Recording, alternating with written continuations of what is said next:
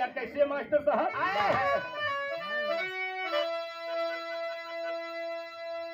कुहू के कोयलिया खुशी है चमन में, उमंग में अली गीत गाने लगे।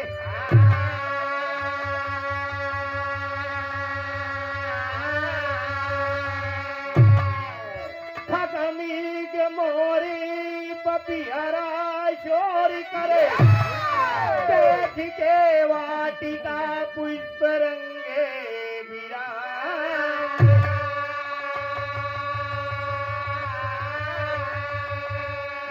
गुनगुनाते कपोल पोल के पंख मोर, और ये बीच बगिया में नित को दिखाने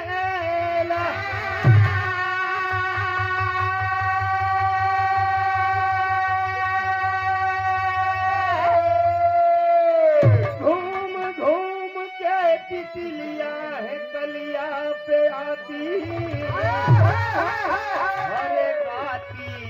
कि अब गाती गजल सरस सुनाने लगे हैं।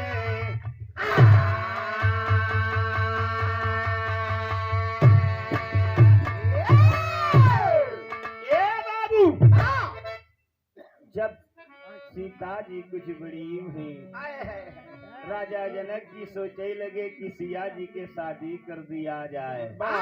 ए बाबू, इधर भगवान रामो के घर में सोचा था कि न उनकी कोनो तरह बियाह शादी हो जाए। करा था विचार बाबू, मगर कहना पड़ा मास्टर साहब कवि ने गजल के भाव दिया। गजल भाव है बाका, हाय हाय हाय, कोनो आशिक कोनो मासूका से कहा दिबा। का कहा दिबा बाबू? कहा ये हो हेलो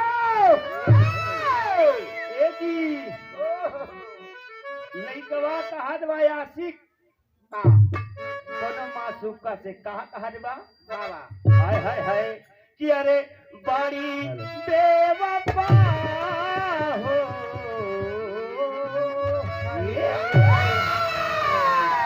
कैसे बताएं कि लइका बड़ा बेवफा होता, निर्दयी होता, एकरे दर्दाई नहीं हो।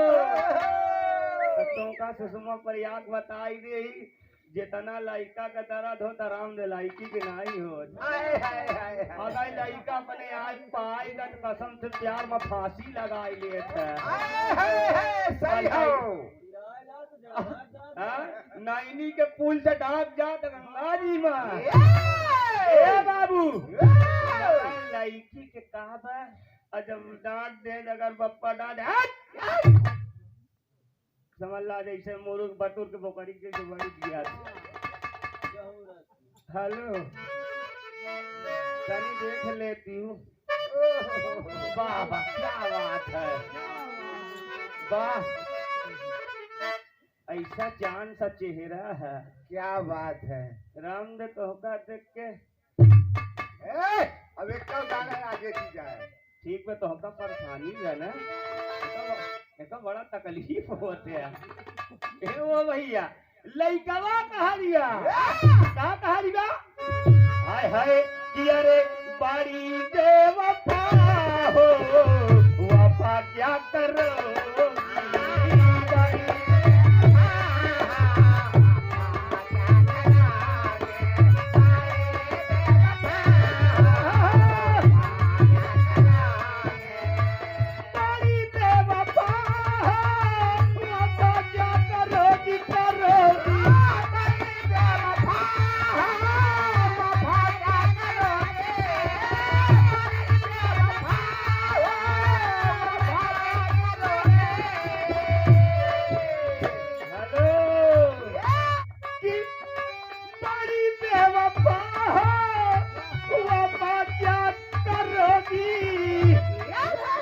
प्रयाग जी, हाय हाय मेरे दर्द दिल,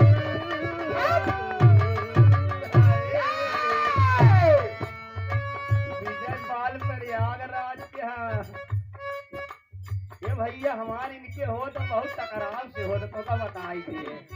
अब कहा अब तो दूसरा नंबर आए तब देखे अब तो ऐसे कैसे करे यहाँ रामदेव भाई और का करे भगवान जाने कहा था काहे मेरे दर्द दिल की दवा क्या करो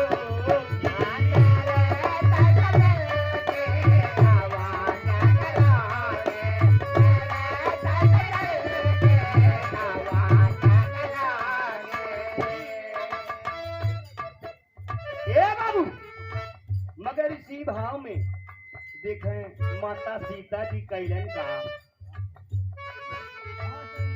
काहे लेके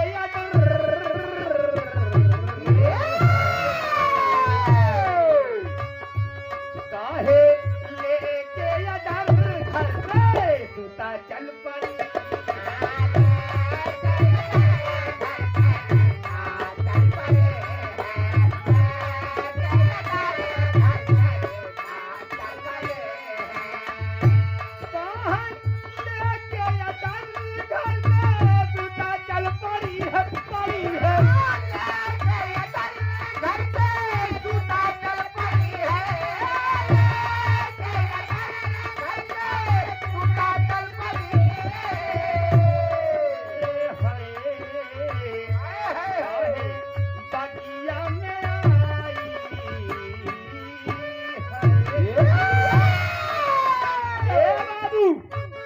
राजा जनक जी से आर्डर लेकर के बाबू अपने बगीचे में घूमने के लिए आती हैं। क्या बात है काहे बगिया में आई जनक की लगी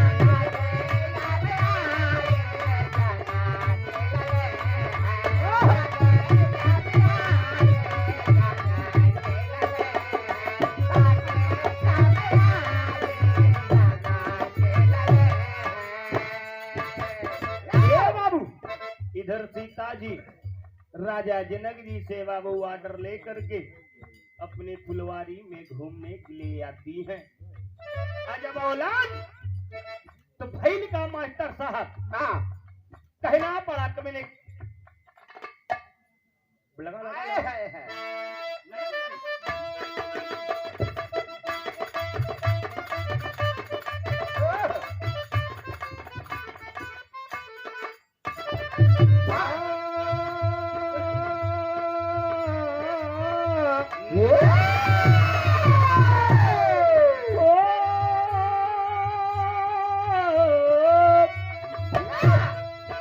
गई बगिया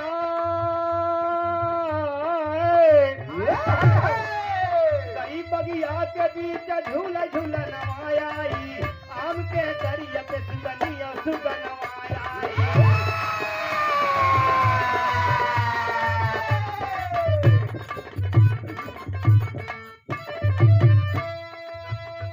सुगनी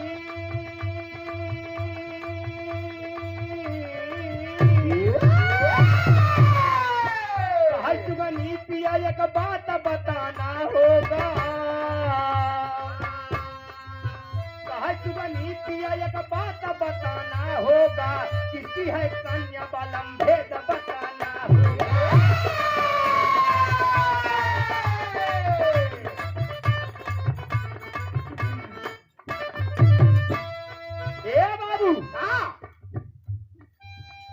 बगीचे में जेमा सीता जी घूमई बदे गई रहे वही बगिया में एक सुक्की या सुग्गा आ जाते हैं बाबू आम के डार को बैठ के बतलाता है कहा सुगिया कहा बस सुगवा से कहा ए पिया कहा का बात बा कहा इतनी सुंदर कन्या आज तक अब कभो ना ही देखा के है इनकर नाम का बा किनके साथ शादी हो इनकर ए बाबू पूछा था तब सुग्गा कहा था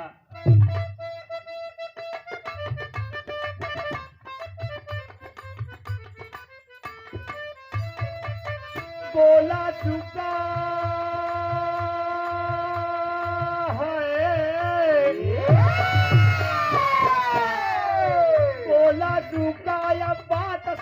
प्यारी है,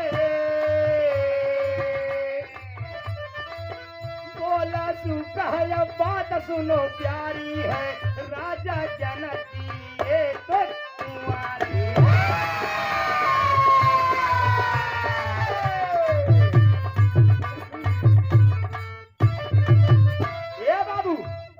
बता रहे सुग्गा कहा देखा धीरे बोला नहीं मामला का सुन ले हैं तो मामला गड़बड़ाई गए फिर हम का ना कहा पिया कम से कम बताई देते इनका सदिया के साथ हुई तब बतावत है का राम है यावद में जिनका विष्णु अवतार सही, राम है यावद में जिनका विष्णु अवतार सही, शादी होगी संगे सुनो बदल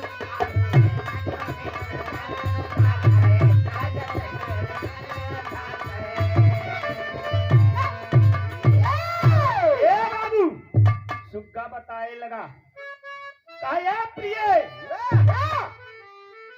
इनकी शादी भगवान राम के संगे होगी।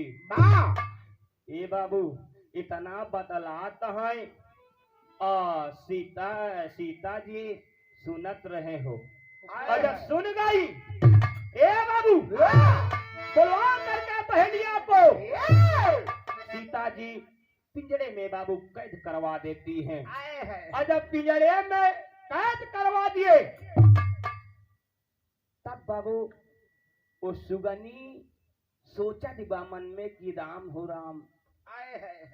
जब इधर से सुगनी सुना थे विचार कहला कि बाप रे ना पूछी और नई काम तब बाबू सुगवा कहा तोखा मना करत रहे ना तोका मना करत रहे कि मत पूछ कहा मगर नहीं मानू आखिर मछेव के छाता मंगुरी गोची दियो अब लैला होगा तब कहा था हाय हाय अरे कहा बड़ा कैसे आएगा हाय अरे बड़ा कैसे आएगा तुम सारी परस हो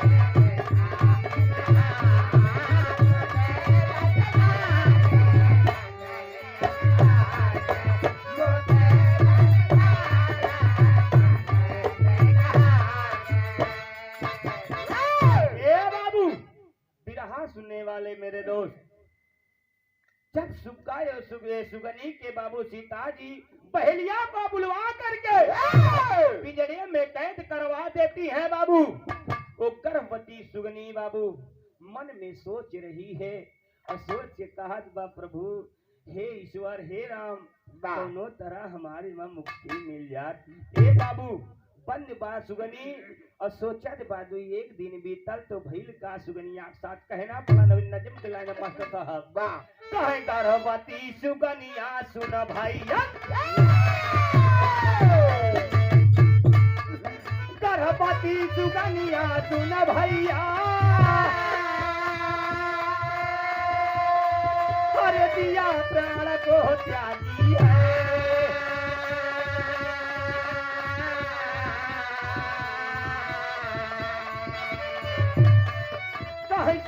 का ये सुगनी और सुबना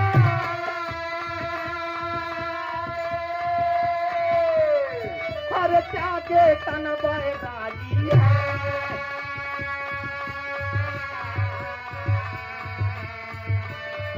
कह राजा कह धनु दया का जनक दीता ने हर धनु दया का जनक दीता ने पाती मिली सभारी है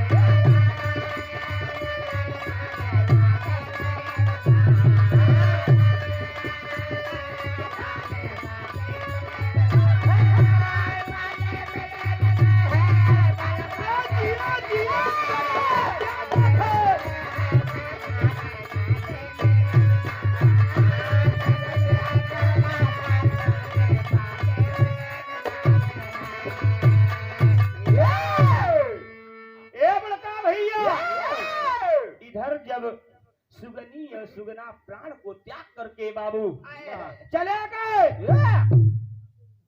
और सुख की मरते मरते श्राप दे गई बाबू।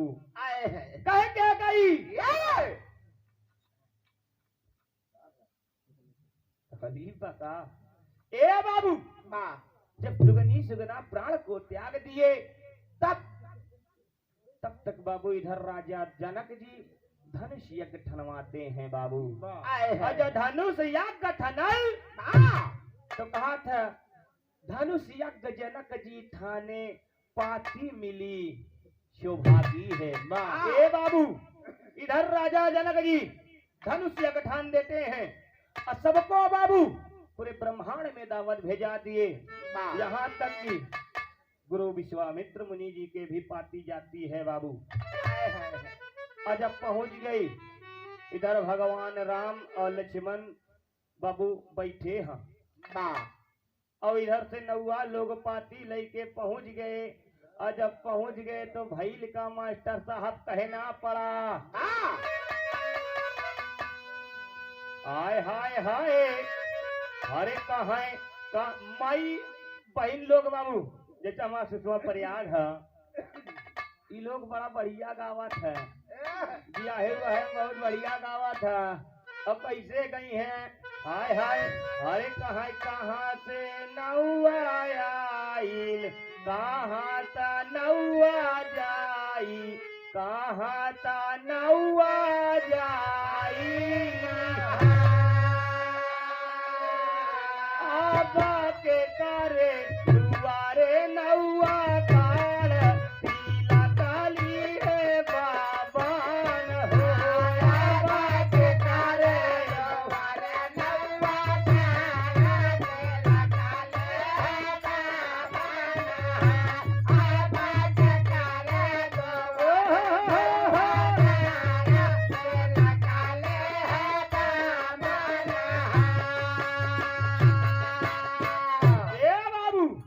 मगर यही गिद्दिया में देखा राजा जनक जी पाती भेजवावा था। जब पाती का पौलन विश्वामित्र मुनि के हाथ जब गईल पाती विश्वामित्र मुनि पूछाई लगे अब पूछा कहा हाय हाय अरे कहाँ से पाती आई कहाँ ता पाती जाई कहाँ ता पाती जाई हो आबा के करा के पाती आई तू देता बताई रहो आबा के करा के पाती आई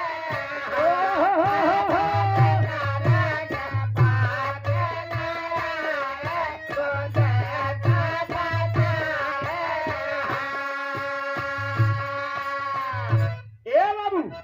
विश्वामित्र मुनि गुरु पूछ रहे हैं कि कहाँ से पाती आई है किसकी पाती है। तब बाबू जौन लेके गए रहे पंडित महाराज हाथ जोड़ के कहा ए गुरुजी हम बतावत बम क्या जीन ए बाबू। तब महाराज बतावा था गुरु विश्वामित्र मुनि से बाबू कैसे बतावा था कहा अरे राजा जनता जी पठाई तो पाती लैके आई हाँ पाती लैके आई हर कहे गुरु दर्शन होईगा तो हमारा जीवन का फल हमारा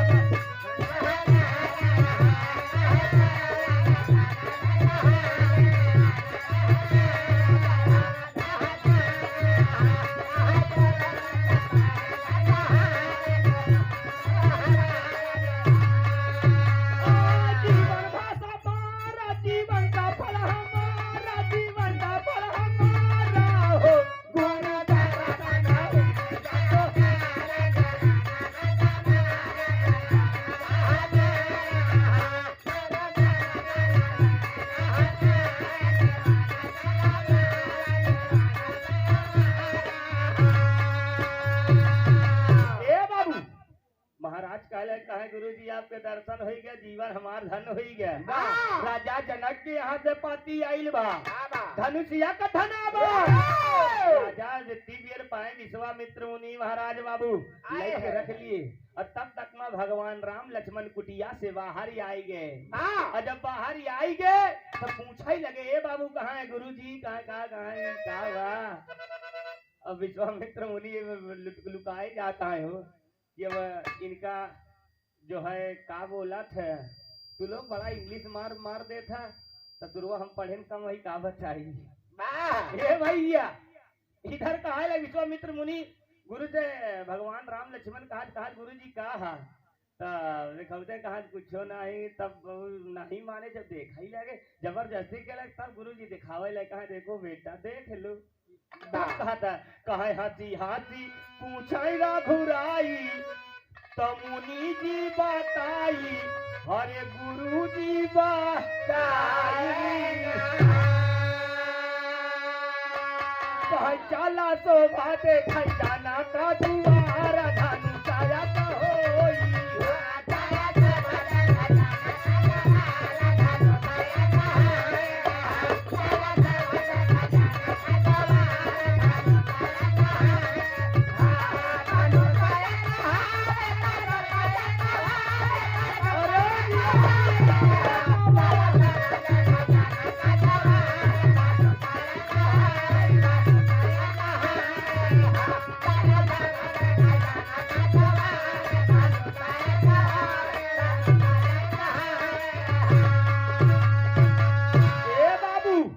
विश्वामित्र मुनि गुरु कहा बेटा राम हाँ गुरु जी कहा चलो चलो राजा जनक के दरबार चलना है, धनुषिया का धना है।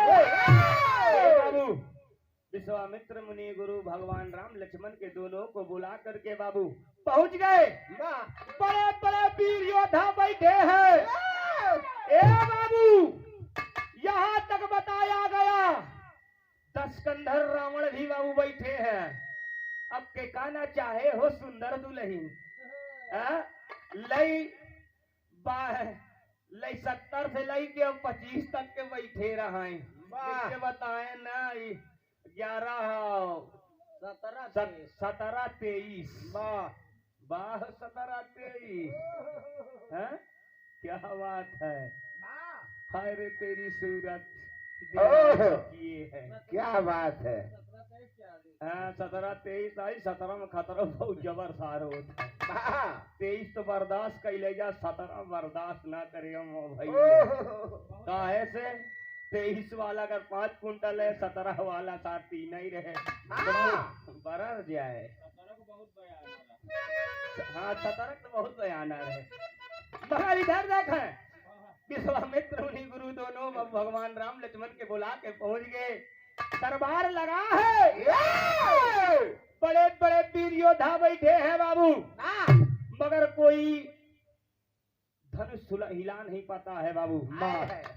जब कौनों के बस के ना रहे तब राजा जनक जी बाबू रो करके कहते हैं कि कोई यहाँ योद्धा नहीं है जो इस धनुष को तोड़ दे और मेरी पुत्री सीता के साथ विवाह करे बाबू।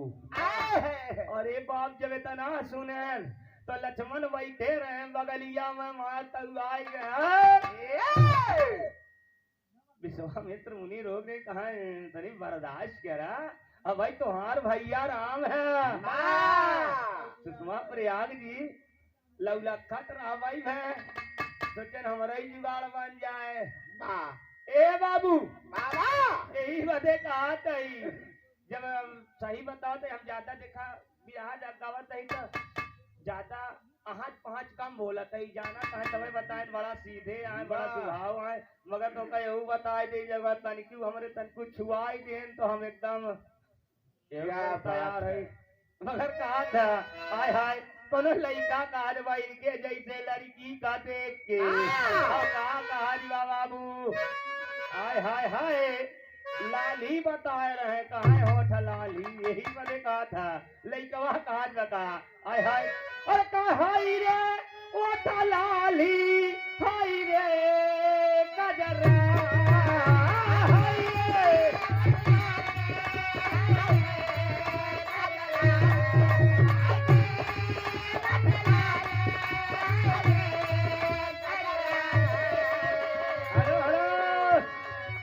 दुपट्टा से मुहनत हटाइए। बड़ा बड़ा तेज हटावत है यार। घाटा कहाँ हाय रे तो दलाली हाय रे कजरा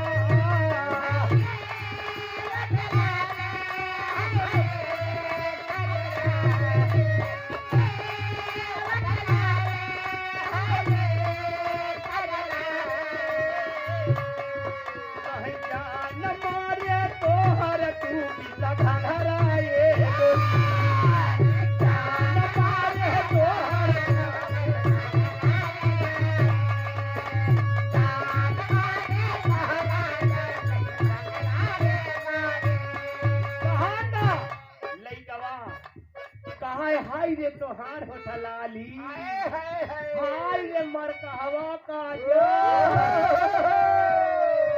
आई जाऊं लप लपौआ पहले है भाई ढंढारवा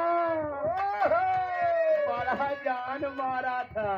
कहा था कहे जाना मारे तोहर तू किसा घाघरा ये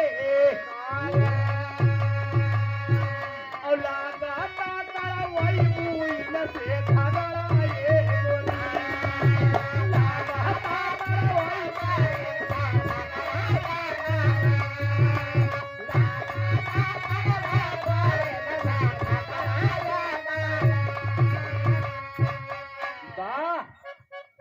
देखा का मजा पावा से कहा क्या बात है मुस्कुराए के देते हैं। ए बाबू इधर भगवान राम लक्ष्मण के लेके पहुंच गए राजा जनक के दरबार में बैठे हो। जब कौनो धानुष नहीं तोड़ पाए थे बड़का भैया तब विश्वामित्र मुनि गुरु भगवान राम के आदेश दिले। कहा बेटा राम ए बेटा राम कहा का बात था गुरु जी कहा बेटा तो हाँ नंबर आएगा कहा आदेश गुरु जी कहा बेटा अब तो हाँ नंबर आ गया तू जा बेटा और नहीं सीता जी ऐसे रही गई है। हे बाबू कैसे कहा था हाय हाय हाय तरवाऊ हे बा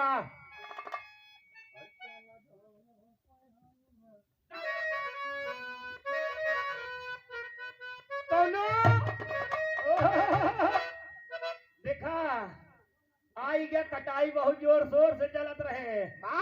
काटे हो एक का बीघा की नहीं काटे हो 5 बीघा काटे हो सुटके कई बीघा के रही 2 बीघा तो 3 बीघा कहाँ चला गया किरावा पर। वाह भैया मुंह के मुस्की मारता है।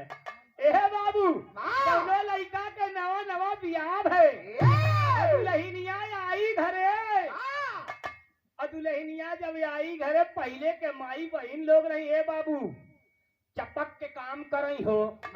अगर मनाई कही दे तो अगर एक जबान डांट दे जरा कलुआ के अम्मा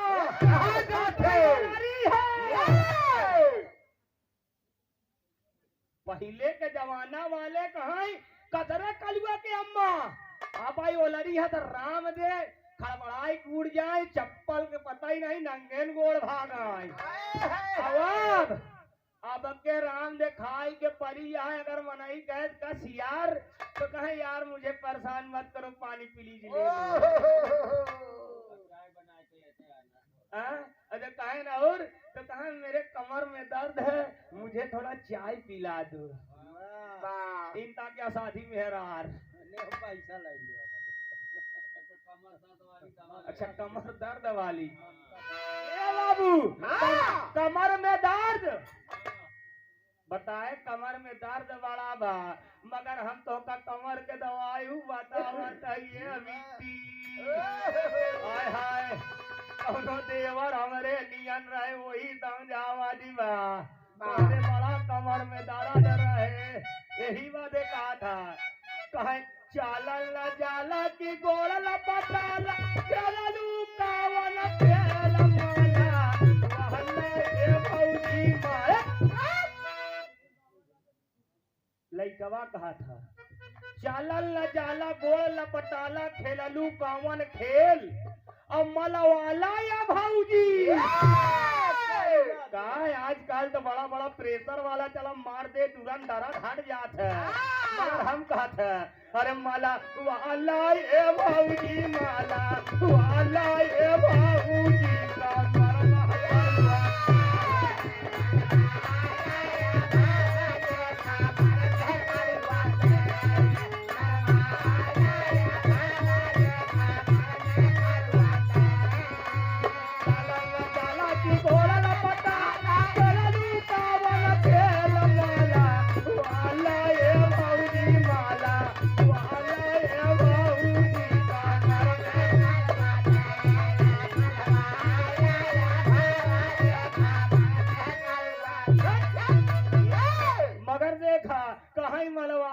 भौजी कमर में करुआ तेल मलवाए से ठीक हो जाए बताओ दरदिया कहे हो दिना हमरे जैसे कोनो लंठ देवर रहे देखा हम पढ़ा लिखा नहीं यही अब बिरहा बहुत चपाई के लिए थे अरे चपाई के लिए तो कहा अरे राता भर राजा गलत अखिया बाता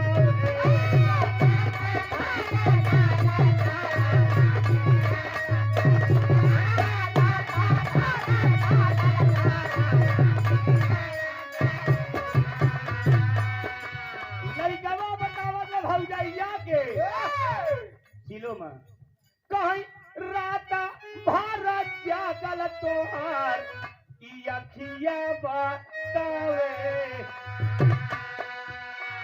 कहीं चाले में दिक्कत होता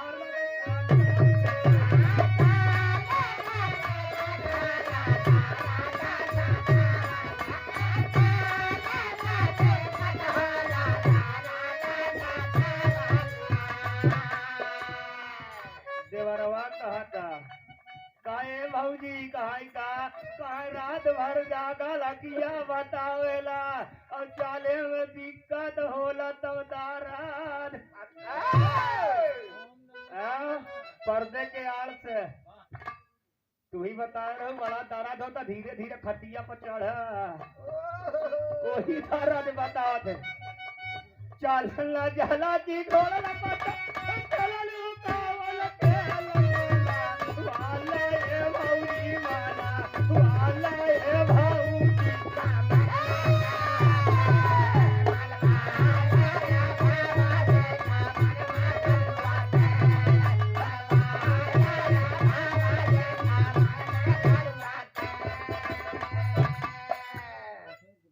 मगर इधर देखा है मुनि जी कहा था भगवान राम से कहा था हाय हाय अरे कहा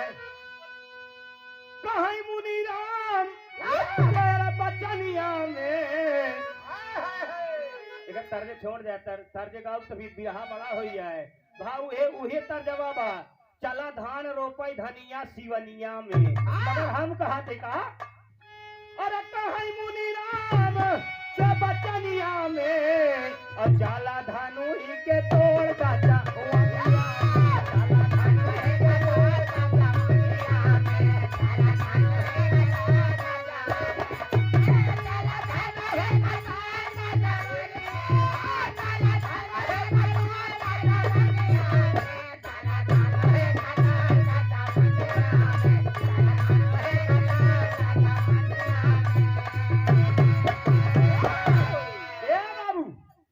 भगवान राम से गुरु बचे गुरु विश्वामित्र मुनि काले कहा बेटा राम कहा गुरु जी कहा तुम्हारा नंबर है जाओ बेटा धनुष को तोड़ दो ए बाबू भगवान राम कैलन का कहा मुनि के यादे सजावा पाए रघुराई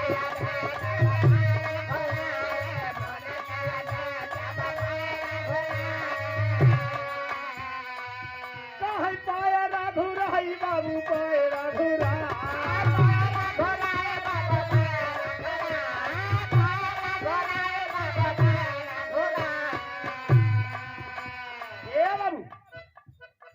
भगवान राम अपने गुरु के आदेश पाके चलिए बाबू धनुष तोड़ने के लिए। कहे मुनि के आदेश जब पाए रघुराई असिया के सोयंबर में खुशी गाई छाई।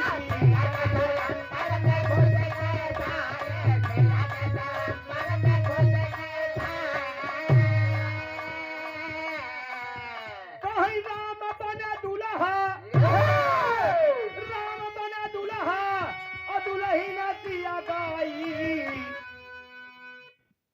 ए बाबू इधर सीता जी भगवान राम पहुंच गए और धनुष को दो खंडन कर दिए। जब उठाए के धनुष दो ही खंड कर दिए बाबू, तो सीता जी उठाई के जयमाल भगवान राम के डाल दिए और भगवान राम उठा के जयमाल सीता के डाल दिए। जब सीता जी के डाल दिए बाबू जयमाल हो ही गया। कितने बड़े योद्धा रहे जब देखे बाबू उड़ के नीचे मुड़ी गई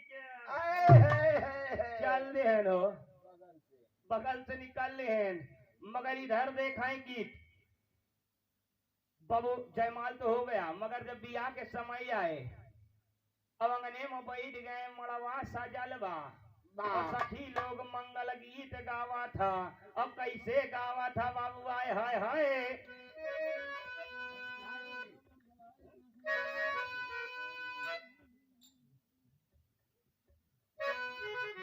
कैसे गावा था हाय हाय लगाए क्या हुआ कहा देखा हाय हाय अरे कहा मारा ये मभीर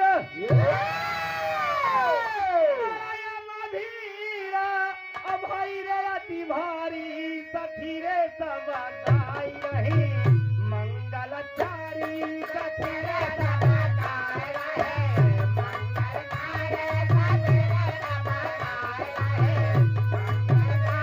सखी रे सब गाई रहे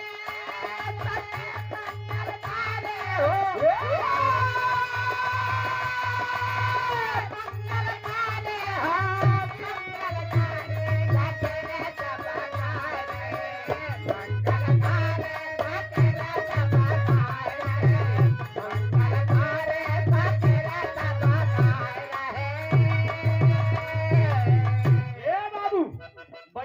सब सखी लोग गावा था बड़ा बड़ा गाड़ी गावा था मगर देखा हर जगह शोभा नहीं तो हम माफी चाहत ही काहे से हमसे अब भाई ना गाय चाहे बिन पैसा के ना गाऊ हम बिन पैसा लेकर बिरहा गावत रहे हम ना गाड़ी अब कौनो को ना कहा हे मुन्ना मगर देखा हमार शोभा ना दे तो का सही बताओ सही कुछ बात माना भाई हमार सिस्टम दूसरा का हो मगर देखा कहे आंगने मभीरा भाई अति भारी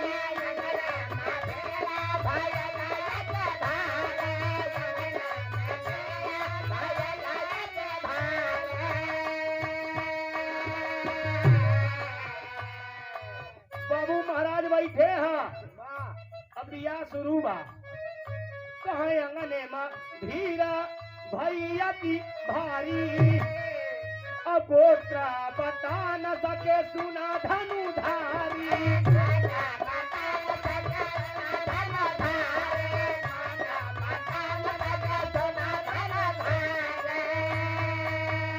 ए बाबू पंडित जी पूछने लगे भगवान राम से कहा बेटा राम कहा हाँ महाराज कहा तुहार गोत्र का बा देखा बिना गोत्र के बियाह नहीं होती बा कहा तुहार गोत्र का बा भगवान राम देखा ही लागे कहा मामला गड़बड़ में कैसे करी तो गुरु विश्वामित्र मुनि कही देखा लागे तो गुरु विश्वामित्र कही जब देखा लागे गुरु जी का करत है कहा गुरु विश्वामित्र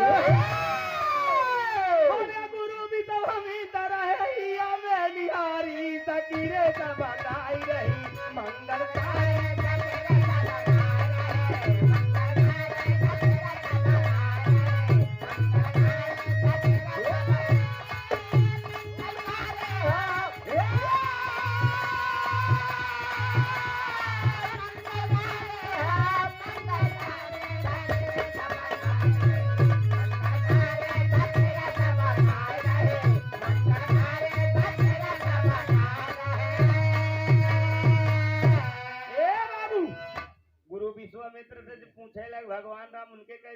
लेती जाइली हैं। तब राजा जनक जी आदेश दिए कि पाती अवध पठाई जाए बाबू।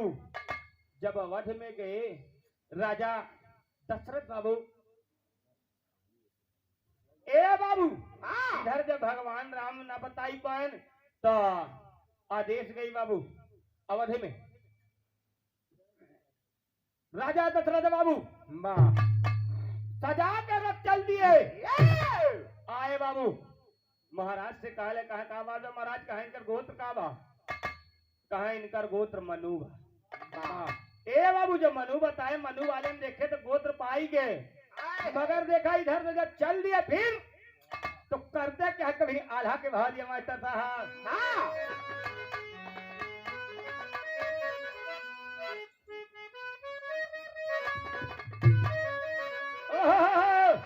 अरे कहा साजेता सौराठिया उठा के सजा के चढ़े चढ़े सर्वत मामले गड़बड़ा गए। आय हाय अरे कहा साजेता सौराठिया सुमंता सजावय भैया साजेता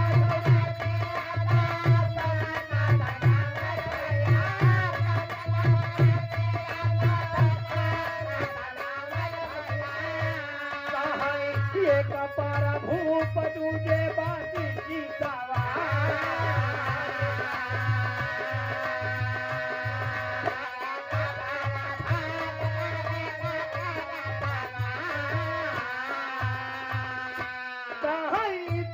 रथिया पे मिलल सुमंत या धनवय भैया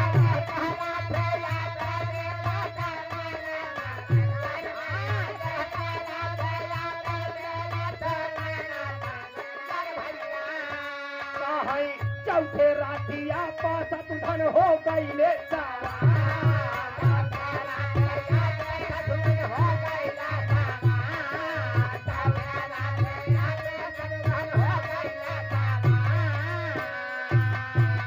बाबू सब रथ सज गई है, सब पे एक एक सवारी ले था। एक पर गुरु बशीर जी, एक पर राजा जी, सुमंत जी, सब तैयार हो था। कहाँ रहे?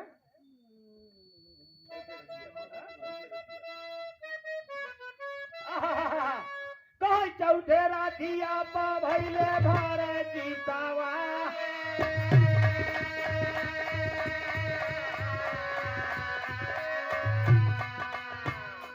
कहीं पाँचे राधिया पे मिलल सुमन धनवय भैया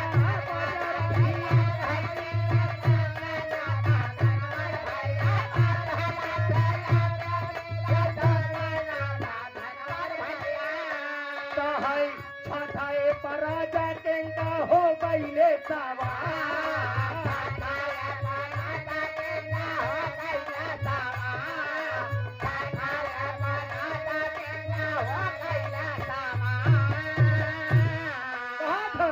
सात दस गई बाबू सब बराती है।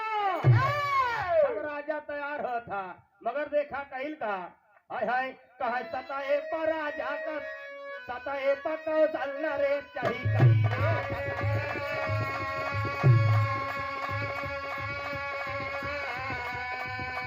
सताए पको चल रे चढ़ी गई लेकी अठे राजा सुन भाई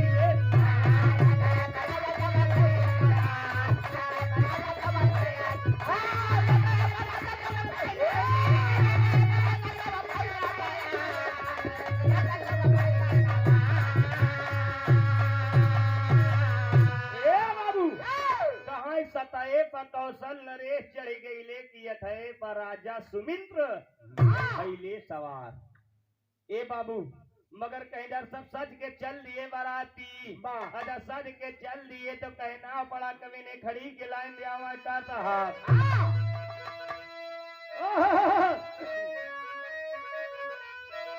अरे कहा बाकी दुई रातिया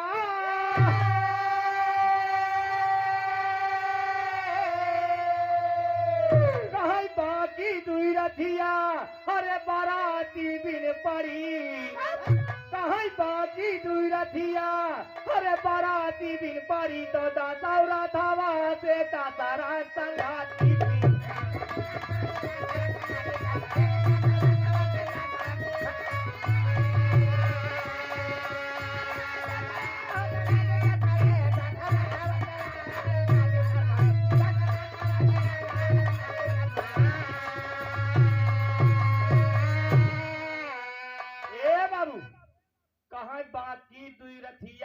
संगाती बिन पड़ी तो दसौ रथवा से दशरथ संगाती बिन खड़ी।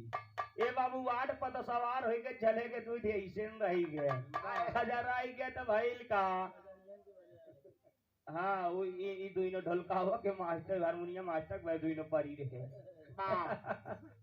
हे बाबू कहना पड़ा यही तो विराग वाली कह राम हे तो गुरु स्वर्ग गए कवि को मल पै जा।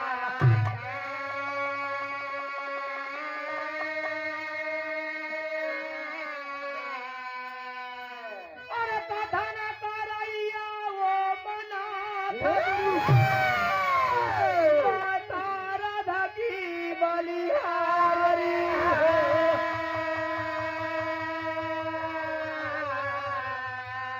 अरे बिचारी सुगनी जान दे दिया।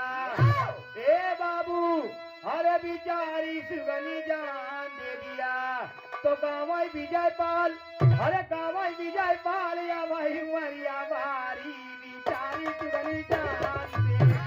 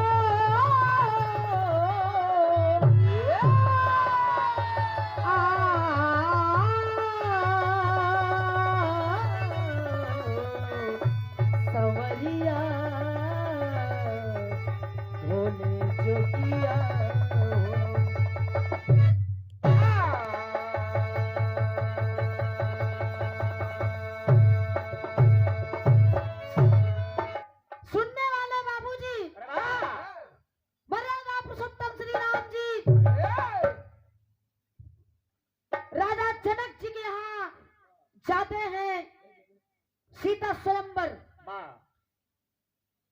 जब गए राजा जनक जी के यहाँ तो उन्होंने प्रस्ताव रख दिया कि मेरी जो बेटी सीता है उनकी शादी ऐसे वर के साथ होगी जो ये हमारे दरबार में जो ये शिव जी का धनुष रखा हुआ है इसे अगर कोई तोड़ देगा उसी के साथ में मेरी बेटी राजकुमारी की शादी हो जाएगी। सोचने वाली बात है साथियों कि दरबार में राजा जनक जी के यहाँ राजाओं का तांता लगा हुआ है, तांता लगा है, लेकिन वहाँ पर देवताओं भी रहे, वहाँ पर सूर्य असुर सभी रहे। अरे सीता जी इतनी खूबसूरत थी, इतनी सुंदर कि सबके देख के लाल टपके की काश अगर हम ही धनुषवा तोड़ी ले तो हमसे ब्याह हो जाए। ए बाबूजी पाल जी वही में रावण भी गया था, ध्यान देना इस बात को, लेकिन वो के बल ना ही काम करे सो जगह पे, समझा था। मर्यादा पुरुषोत्तम श्री राम जी धनुष को तोड़ते हैं, विधि विधान से शादी हुई, शादी संपन्न हुई। माता सीता को अपने घर लेकर आते हैं अयोध्या नगरी में। अब हमार बिरहा आगे मोड़ आगे की कहानी जाता यही से भाई आगे से समय बीतता गया। समय के अनुसार एक समय की बात, राजा दशरथ जी शयन कक्ष में बैठे हैं। माता कैकेयी कहने लगी कि महाराज आपने मुझसे वादा किया था, मेरे को वचन दिया था कि मैं अगर तुमसे कुछ मांगूंगी तो तुम मुझे अवश्य दोगे। राजा दशरथ जी ने कहा, हाँ महारानी, मैंने कहा था, कहा यदि अगर मैं आपसे मांगू तो मुझे दोगे? कहा मैं बिल्कुल दूंगा। रघुकुल रीति सदा चली आई, प्राण जाए पर वचन न जाए। मांग के देखो प्रिय, मेरी प्राण प्रिय, एक बार मांगो तो सही। उसी समय महारानी कैकेयी ने बाबूजी मर्यादा पुरुषोत्तम श्री राम जी का वनवास मांगती है और अपने बेटे भरत को राजगद्दी मांग लेती है। ए बाबू इस बात को सहन ना कर पाए। अब इधर देखिए, मर्यादा पुरुषोत्तम श्री राम जी को राजा दशरथ जी ने बुलाए और उनसे कहे कि बेटा, मेरा आदेश है कि तुम्हें 14 वर्ष वनवास में बिताना होगा और तुम्हारे छोटे भाई अनुज भरत को राजगद्दी में हम ऐलान करते हैं। कहा यो मस्त पिताजी, जो आज्ञा पिताजी। कहना बा मास्टर साहब, 4 लाइन।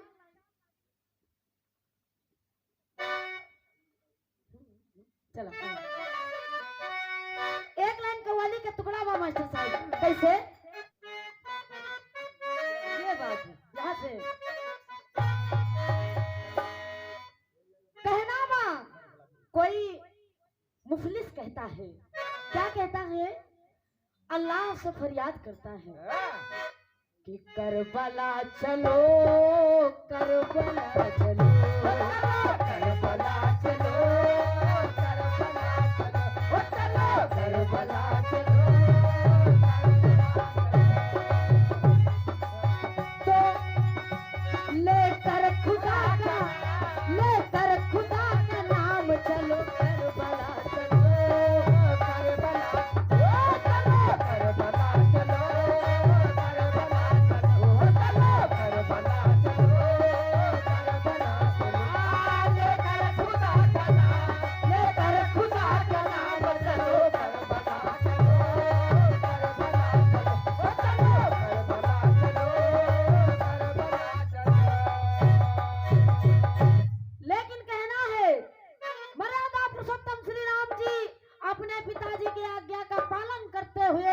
उन्होंने कहा ठीक है पिताजी, आपकी जैसी आज्ञा। कहना है कैसे?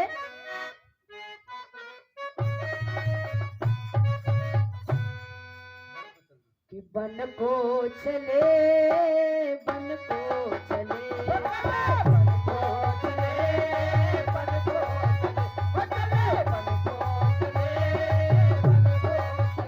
मान पिता की वचन, तो मान पिता की वचन, राम बन को चले, बन को चले, बन को चले, बन को चले, बन को चले,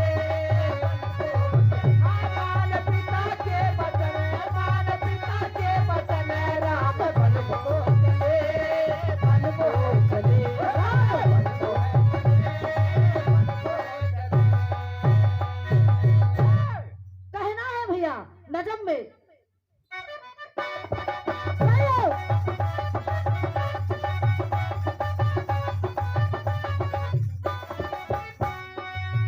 चले चले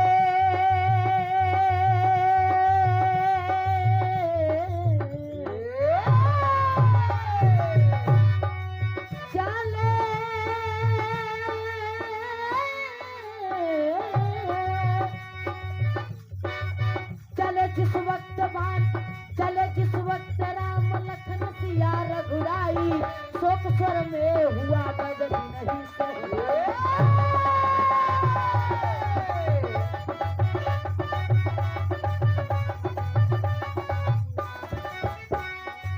पीतल सब रो रहे पुरवासी फूट फूट के, रथ के दाएं बाएं चल रहे थे जुट जुट के।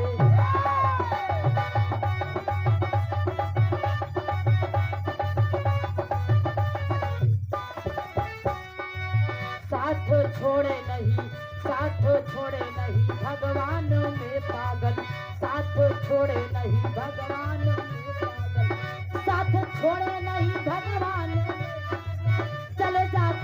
अभी साथ सरैया सर सर सुनने वाले बाबूजी पिताजी की आज्ञा को मानते हुए मर्यादा पुरुषोत्तम श्री राम जी चल दिए। जब चल दिए तो माता जानकी ने कहा स्वामी साथ में हम भी चलेंगे, कैसे रहेंगे यहाँ पर आपके बगैर, अयोध्या नगरी में सब सोना है स्वामी, हम भी चलेंगे। माता जानकी जी और छोटे भाई लक्ष्मण और मर्यादा पुरुषोत्तम श्री राम जी चल दिए, वन को चल दिए। जब गए चलते चलते पहुंचे कहाँ, ए बाबूजी सुरसरी के किनारे मर्यादा पुरुषोत्तम श्री राम जी पहुंचे, यानी गंगा जी के किनारे। तो केवट को बुलाते हैं, ए केवट भैया आप अपनी नैया को कृपया करके इधर लेकर आइए। केवट जी आते हैं और उन्होंने कहा प्रभु क्या बात है, कहन आप हमें उस पार कर दीजिए। कहन अच्छा। पार हुए, मर्यादा पुरुषोत्तम श्री राम जी पार हो गए। उन्होंने कहा कि आप मुझसे कुछ ले लीजिए। एक लाइन बड़ी पुरानी गीत में मास्टर साहेब आई, खास कर इनके लिए, किनके लिए, पाल जी के लिए। ये बहुत भाई बिट्टी हर एक शब्द हमको बड़ा अच्छा लगत रहा, कहन हमारे जैसे देवर। अच्छा मोर भैया ये बतावा इनका हम भौजाई देखा थे, तनी हाथ उठा दे अगर जे लोग सहमत हो। कहन हमारे जैसे देवर, इनके जैसे भौजाई। अरे यार कम से कम और कोनो चीज सेटिंग करता ठीक हो रात भाई। अरे कम से कम ऐसा सेटिंग बनावा जैसा दुनिया सुहाए। तोहरा ही घाटा बाबू में हमका ठीक बाबू में कैसे हाय हाय तो मिलो न तुम तो पाल जी मिलो न तुम तो हम घबराए, मिलो तो आँख चुराए, हमें क्या हमें क्या हो गया है, हमें क्या हो गया है। मिलो न तुम तो हम घबराए, मिलो तो आँख चुराए, हमें क्या हो गया है, हमें क्या हो गया है। ए मोरे भैया इहे सकितिया बा मर्यादा पुरुषोत्तम कहा थन तनी रच के हमका पार कही दे। केवट कहा थन ना प्रभु होई तो जाए लेकिन हमारे को शर्त बा। कहन कहा कहन यदि अगर आपका चलन पड़ा हमारे नैया में तो हमारी नाव नारी बन जाए, एक ठे दुल्हन घरे बैठे दूसर की तैयार हो जाए। कहन तब तो बतावत है केवट कि ये पगलाना और आई गए भैया कि ये पगलाना वो पगलाना, ये दोनों पगलाना समझ में आ गया, समझ में आ गया, समझ में आ गया। ये पगलाना वो पगलाना, ये दोनों पगलाना समझ में आ गया, समझ में आ गया है। ये पगलाना वो पगलाना, इनका नाई का देख पगलाई गए। पग माने पैर। कहन प्रभु ये पग लाना, लाना मतलब इस पग को लाओ आगे बढ़ाओ। धुले और पार किए, जब पार कर दिए भैया तो केवट से भगवान श्री राम जी कहते हैं कि आपको कुछ दे दे, पार आपने हमें उतारा है तो कुछ न कुछ मेहनत ले लीजिए। तो केवट कह रहे हैं नाऊ से न नाऊ लेत, नाऊ से न नाऊ लेत, बालकी बनवा धोबी न लेत, कभी धोबी से कपड़े की धुलवा। अरे हम केवट हैं नदी नार के, तुम केवट भो के भाई, हमें पार उतार दिया जब तोहरे घाट पे आई। प्रभु मुझे आपसे कुछ नहीं चाहिए, आप तो संसार के मालिक हैं, आप तो भव सागर के मालिक हैं।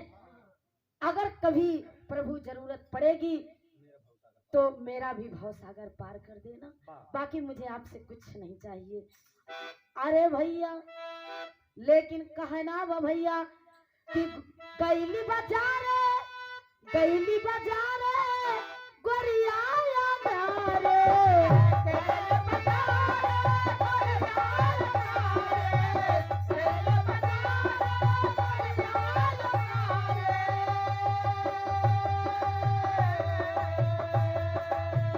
कैली बाजारे गोरिया आशिक पिछवाने से मार रहे धक्का, घूंघट करे दावे। गोपाल जी तो का घुंघटवा बहुत अच्छा लागे जना, पहली बार देखा था घूंघट करे दावे। गोरी गोलगप्पा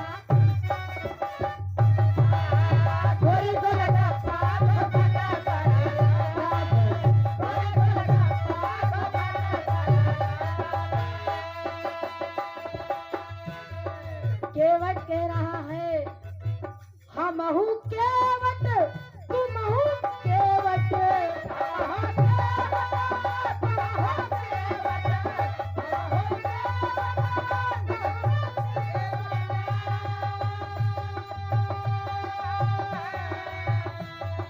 केवट से केवट न ले तुम, केवट से केवट न ले तो उताराई है सोच मनवा में, पूरी उतराई है सोच मनवा में।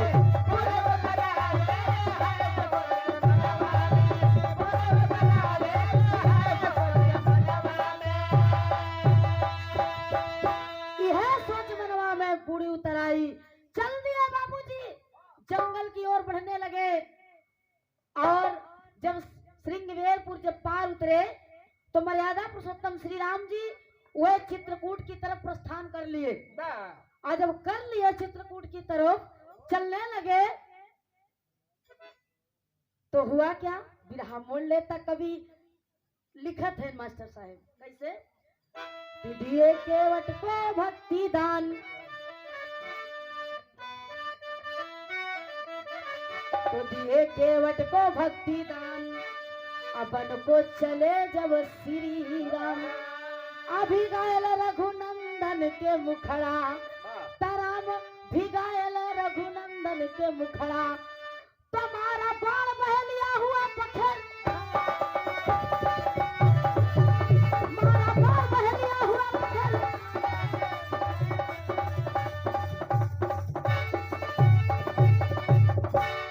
केवट से प्रभु विदा होकर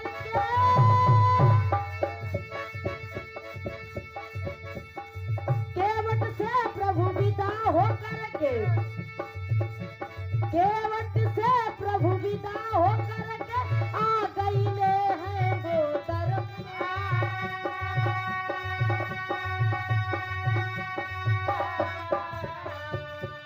खास विपिन में भी खास विपिन में भी आ गई ले वो जब तक का।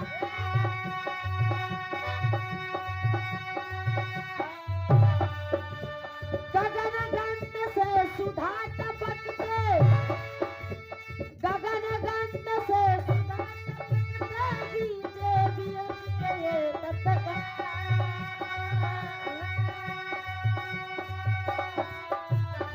धन घमंड को नाश करे को, धन घमंड को नाश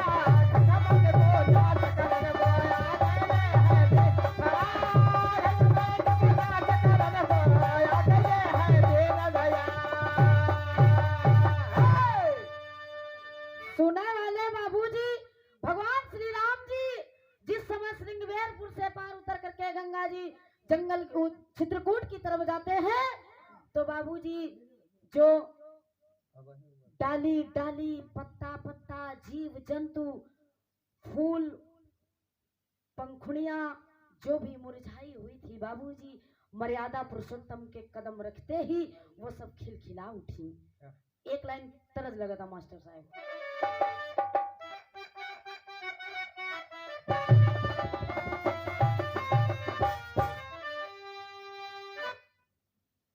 पाल जी का हो गोपाल भाई आवत अच्छा सुरती खाला सुरती खाला फुर्ती आ जाए कैसे तया बही उमारा मोरी बारी।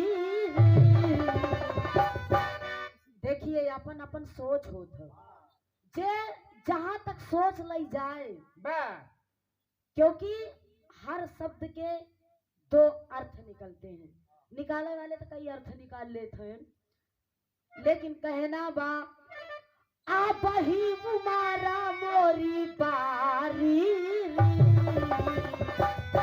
आयल गवालावा की बारी आयल है मोरे बारे आयल गवालावा के पारे आ बही उमारा मोरे बारे आयल गवालावा के पारे। लेकिन कहना है पवन की छवि छाई पवन की छवि छाई वन में गए जब रघुराई पवन के छवि छाए वन में गए जब रघुराई पवन के छवि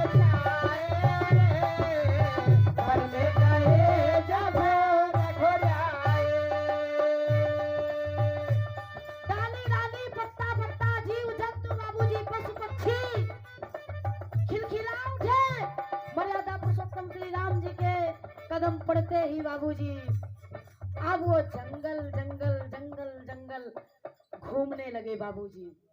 उनका कोई स्थान अभी निर्धारित नहीं है, टहल रहे हैं जंगल में भटक रहे हैं। हुआ क्या ये हमारे विराह का आखिरी मोड़ है, ये से निचोड़ मिल जाएगा आपको। कहना बा एक लाइन तरत बदला था मास्टर साहब।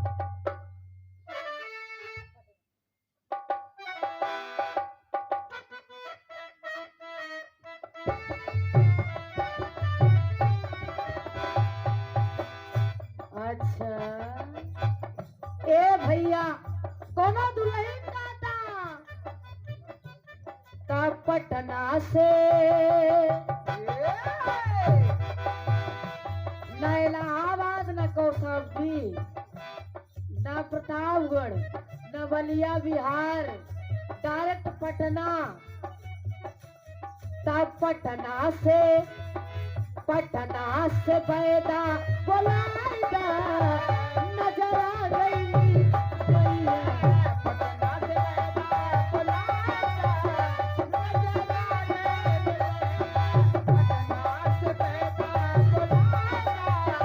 नजर आ गई पटना से पैदा बोलाएगा नजर आ गई पटना से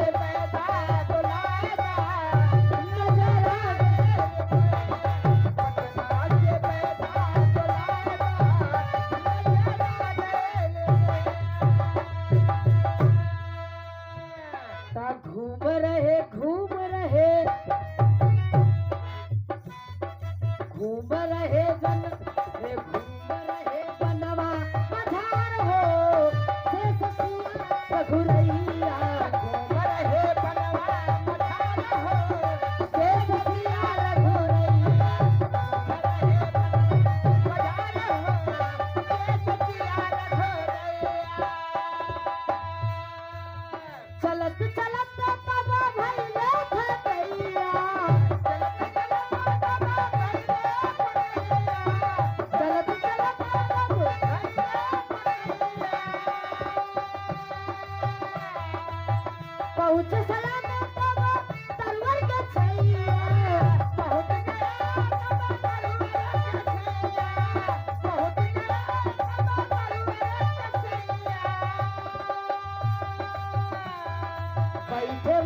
बैठे वही आसन मार हो शेष सिया रघुरैया। सुने वाले बाबूजी मर्यादा पुरुषोत्तम श्री राम जी घूमते घूमते घूमते घूमते उनको थकान सी महसूस हुई। उन्होंने सोचा कि एक बहुत बड़ा सा ये वृक्ष है, बहुत ही सुंदर, बहुत शीतल छांव दे रहा है, क्यों ना हम इसी वृक्ष के नीचे विश्राम कर लें, तब आगे की ओर बढ़े। बाबूजी मर्यादा पुरुषोत्तम श्री राम उसी तरुवर के छैया के नीचे आराम कर रहे हैं, विश्राम कर रहे हैं। लक्ष्मण जी अपने मन में सोचत हैं, करिह शयन राम सीता जरूरी,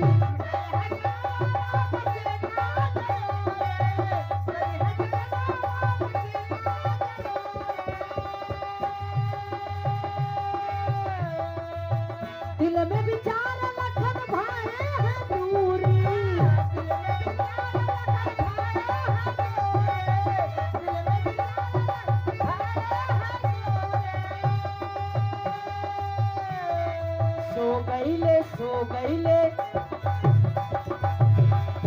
सो गईले करुणा हरान हो शेष सिया रघुरैया।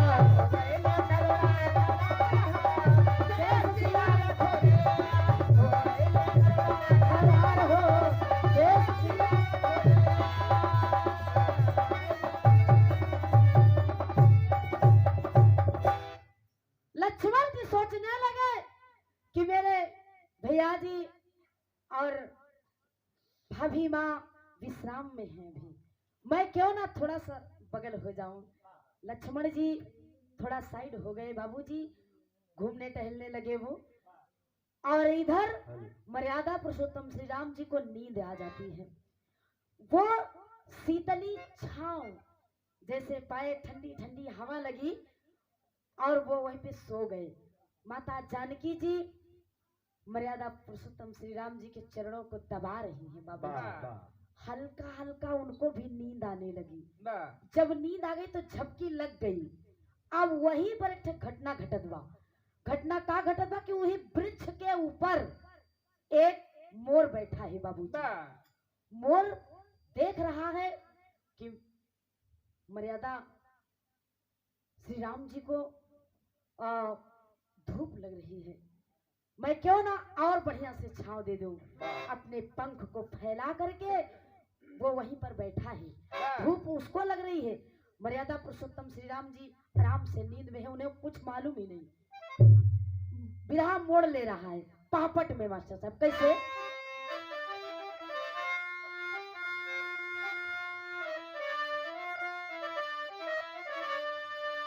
अरे सो गईले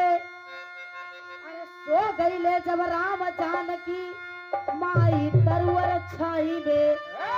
अरे तो सो गईले जब राम जानकी माई तरुवर छाई में। उसी वृक्ष में बैठा मोर हर्षाई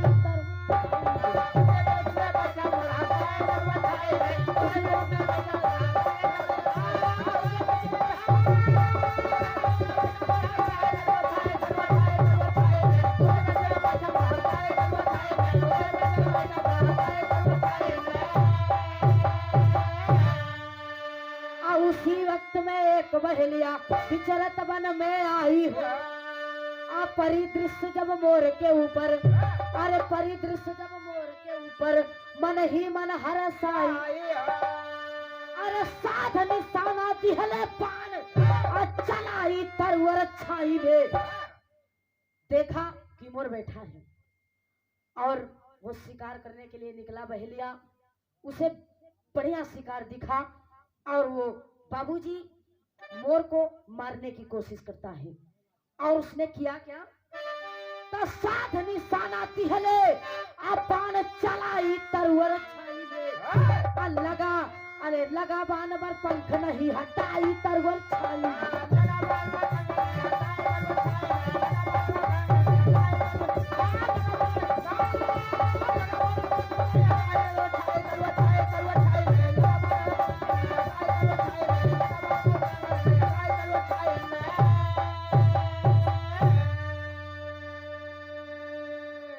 बाण मार दिया बाबूजी। आखिर में उसने अपना शिकार बना ही लिया और मोर को बाबूजी जैसे ही तीर लगा बाबूजी, जब गले में तीर लगा तो खून टप टप टप टप टप खून गिरने लगा। माता जानकी के हाथ में खून लगा। देखी ऊपर निगाह उठाकर मोर को बाबूजी लगा हुआ है, घायल है, पूरे तरीके से घायल है, दुख में तड़प रहा है दर्द के मारे, लेकिन पंख नहीं हटा रहा है। माता जानकी करती क्या है भैया, आल्हा में लगा जब बन लगा जब बनवा गईले मोरवा के रे भैया,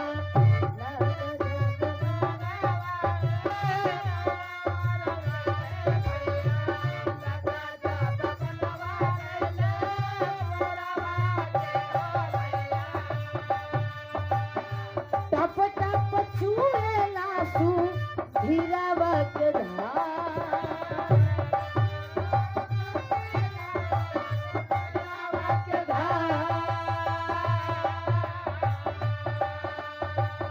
खुनवा से भीग गईले राम की सरिया भैया, खुनवा से भीग गईले राम की सरिया भैया, खुनवा से भीग गईले राम की सरिया भैया।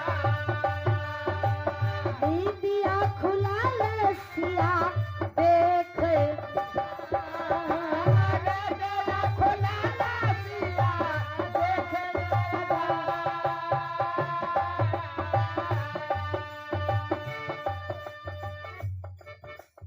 माता जानकी देखती है ऊपर कि मोर बैठा है, लेकिन पंख नहीं हटा रहा, दर्द के मारे तड़प रहा है। करती क्या है भैया, हाय हाय हाय हाय, राम जी से माता सीता तुरंत बतौली रे भैया, राम जी से सीता तुरंत बतौली रे भैया, राम जी से सीता माता तुरंत बतौली रे भैया। रोवसिया माई देखा पर जवाब रोवसिया माई देखा कर जवाब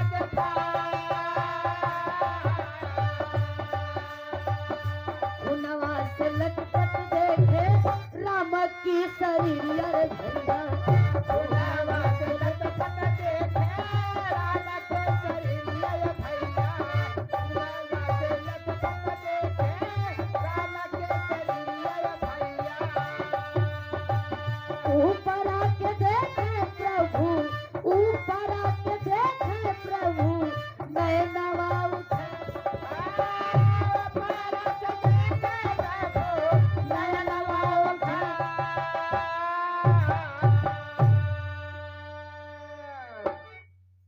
एक बार माता जानकी को गुस्सा आया, कौन है पापी, कौन है जो इतना बड़ा अनर्थ कर दिया। लेकिन उनको बात समझ में आती नहीं है, क्योंकि कभी कभी आंख का देखा भी झूठ हो जाता है। आदमी कहता है ना कि भैया आंख के देखी मनवा की कान के सुनी, तो आदमी कहा था भैया कान के सुनी न मानब, आंख के देख मानब। लेकिन मेरा विश्वास कीजिए, कभी कभी आंख का देखा भी धोखा हो जाता है। उसी प्रकार माता जानकी भी मोर को गलत समझ बैठी, लेकिन जब देखी कि उसको बाण लगा हुआ है तो मर्यादा पुरुषोत्तम को जगाती है, स्वामी स्वामी स्वामी देखो। मर्यादा पुरुषोत्तम श्री राम समझ गए सारी बात, मोर को तुरंत उठाए, गोद में लिए और आंखों में आंसू लेकर के कहने लगे, आए पंछी क्या चाहते हो, मैं तुमसे बहुत प्रसन्न हूँ, क्योंकि आपने वो तपस्या किया है कि शायद कोई हजारों वर्ष तपस्या करने के बाद नहीं करता, इतनी कठिन तपस्या। कहें हम आपसे बहुत खुश हैं, क्या मांगना चाहते हो? तो मोर ने कहा कि प्रभु, मैं तो निस्वार्थ सेवा किया था। मैंने तो सोचा कि मेरे प्रभु को धूप लग रही है, आपको छांव देने के लिए ऐसा किया था। राम जी ने कहा नहीं, कुछ ले लो। तब मोर ने कहा कि प्रभु, यदि अगर मुझे देना ही चाहते हैं तो मुझे सदा के लिए अपने पास रख लो। एक भी मिनट के लिए मैं आपसे दूर नहीं रहना चाहता। अब बाबूजी, त्रेता युग बीता, आया क्या द्वापर। खड़ी में कहना है, निचोड़ यही से मिलत बा। कहना बा कैसे?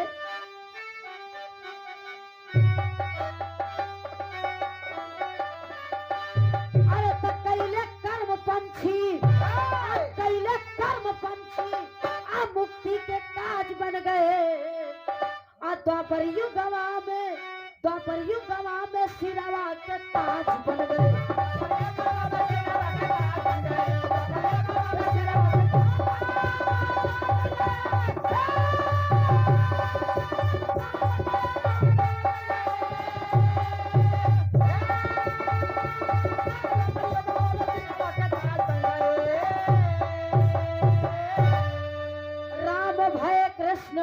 लखन बलदाऊ कहाए, अमरवा के पंख अपने सिर पर सजाए। अरे निसदिन सोहे सिरवा के, निसदिन सोहे सिरवा के, सुंदर साज बन गए। द्वापर युगवा में सिरवा के ताज बन गए। कैले कर्म पंछी मुक्ति के काज बन गए। द्वापर युगवा में सिरवा के ताज बन गए। सुने वाले बाबूजी, ऐसा पढ़ा गया है क्योंकि त्रेता सतयुग में, त्रेता में, द्वापर में न हम थे न आप थे। जो मिला, जो वेद पुराणों में, शास्त्रों में जो लिखा, कवियों ने उसको पढ़े, फिर उसको लिखे, फिर उसको हम याद किए, फिर आप सब तक दर्शाए। बताया गया है कि मर्यादा पुरुषोत्तम श्री राम त्रेता युग में बड़े थे, लेकिन जब द्वापर आया तो वो कन्हैया हो गए, कृष्ण हो गए। और वही लक्ष्मण जो उधर त्रेता में जो छोटे थे, वो इधर द्वापर में बड़े हो गए, यानी बलराम, जिनको बलराम कहा गया बाबूजी। बलदाऊ भगवान कन्हैया के बड़े भाई बलदाऊ कहा है। क्या विरहा की यही से समाप्ति होती है बाबूजी। जो जैसा कर्म करता है, कर्म के हिसाब से मालिक परमात्मा सतगुरु उसको फल भी देता है बाबूजी। कहते हैं कि ना कर किसी के साथ धोखेबाजी, ना कर किसी के साथ धोखेबाजी, इंतजार कर अपनी भी बारी। क्योंकि जैसा कर्म करोगे वैसा ही फल मिलेगा तुमको। किसी के साथ धोखा करने से क्या मिलेगा? आज तो कर लोगे, तुमने कहा यार ऐसा फलाने चूतिया बनाए, बढ़िया चूतिया बना के 10 बिस्सा जमीन लिखाए लिए, लेकिन याद रखना, कर्ज कोई भी चीज का हो, कर्ज किसी का बाकी नहीं रहता, वापस ही आएगा। आइए गुरु घराने का परिचय के साथ में कहना है। राम हित गुरु भक्त गए, अरे राम गुरु भक्त भय, कभी कोमल स्वर्ग बसैया। अरे राम नरस कल्लू शिव पूजन, नैया के बने खेवैया, भिगायल रघुनंदन के मुखड़ा, अभिगायल रघुनंदन के मुखड़ा। तो कोमल कवि राम, तो कोमल कवि राम दास के बाजे पायल, गायल रघुनंदन। कोमल कवि राम दास के बाजे पायल, गायल रघुनंदन के मुखड़ा। कोमल सोया सोया दे पायल, गायल रघुनंदन के मुखड़ा। जिस दिन तेरी मेरी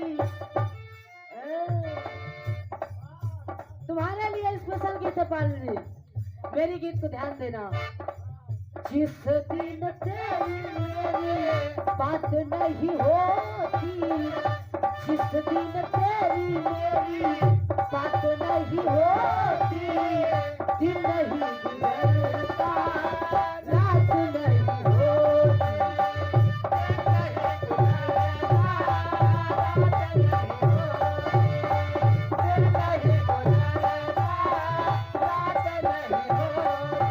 नैयो लगता दिल तेरे बिना, नैयो लगता दिल